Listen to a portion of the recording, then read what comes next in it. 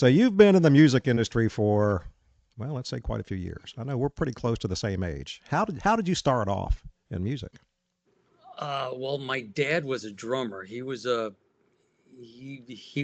drummer up in the Catskill area in New York. So when people needed a drummer, he was one of the top guys to call because he could sight read the phone book and play any percussion instrument. And his resume, which I need to talk to him about and get exactly who he had backed up, but his resume is probably more impressive than mine.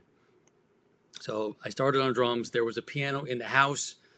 My best friend played guitar, so when he would come over, I would dabble on that, and then I started taking lessons and caught up to him quickly.